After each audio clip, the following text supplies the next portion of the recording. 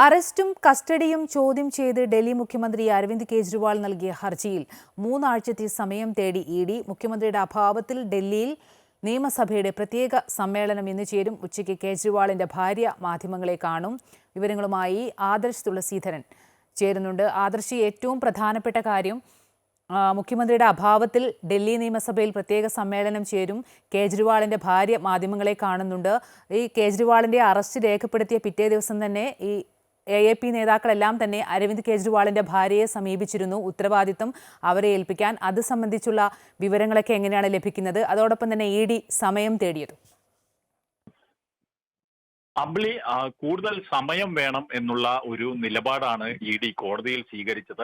ഈ കേസ് വൈകിപ്പിക്കുന്നതിന്റെ ഭാഗമായാണ് ഇത്തരം ഒരു നടപടി ED സ്വീകരിക്കുന്നതെന്നാണ് കെജ്രിവാളിന്റെ അഭിഭാഷകൻ കോടതിയിൽ വാദിച്ചത്. ഒപ്പം തന്നെ കെജ്രിവാളിനെ ജയിലിലിടാനുള്ള ശ്രമമാണ് EDയുടെ ഭാഗത്ത് നിന്ന് നടക്കുന്നതെന്നും കെജ്രിവാളിന്റെ അഭിഭാഷകൻ ചൂണ്ടിക്കാട്ടുകയും ചെയ്തു.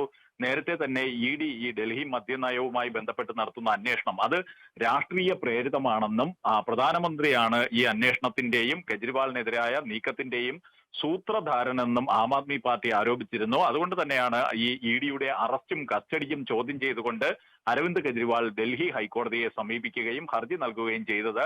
എന്തായാലും നിലവിലെ സാഹചര്യത്തിൽ ഈ ഹർജിയിൽ കൂടുതൽ സമയം വേണമെന്നുള്ള ഒരു നിലപാടാണ് ED ഹൈക്കോടതിയിൽ സ്വീകരിച്ചത്. അതേസമയം ആം ആദ്മി പാർട്ടി ആകട്ടെ ഈ കേസിനെതിരെയുള്ള പ്രതിഷേധം തുടരുകയും ചെയ്യുന്നുണ്ട്.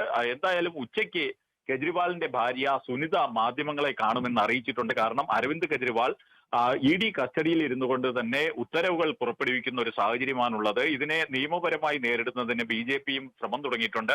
അവർ കോടതിയെ സമീപിക്കുകയും ഒപ്പം തന്നെ ഡൽഹി പോലീസിൽ പരാതി നൽകുകയും ചെയ്തിട്ടുണ്ട്. ഈ ഒരു പശ്ചാത്തലത്തിൽ കൂടിയാണ് കെജ്രിവാളിന്റെ ഭാര്യ സുനിത മാധ്യമങ്ങളെ കാണുന്നത്. കാരണം നേരത്തെ സുനിത പാർട്ടിയുടെ കൂടുതൽ ഉത്തരവാദിത്വങ്ങൾ ഏറ്റെടുക്കണം എന്ന ഒരു ആവശ്യവും ആം ആദ്മി പാർട്ടിക്കുള്ളിൽ നിന്ന് ഉയർന്നിരുന്നു. സുനിത നേരത്തെ മാധ്യമങ്ങളെ കണ്ടപ്പോൾ അത് കസ്റ്റഡിയിൽ നിന്നുള്ള അരവിന്ദ് കെജ്രിവാളിന്റെ സന്ദേശം അറിയിക്കുന്നതിന് വേണ്ടിയായിരുന്നു.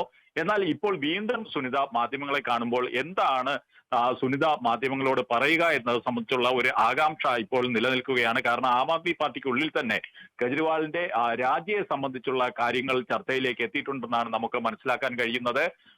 കെജ്രിവാൾ രാജിവെക്കുന്ന ഒരു സാഹചര്യം ഉണ്ടായാൽ ആരായിരിക്കും പിന്നീട് അടുത്ത മുഖ്യമന്ത്രിയാവുക, അതുമല്ലെങ്കിൽ പാർട്ടിയെ ആരാകും നയിക്കുക എന്നത് സംബന്ധിച്ചുള്ള ചർച്ചകളും ആം ആദ്മി പാർട്ടിക്കുള്ളിൽ നടക്കുകയാണ്.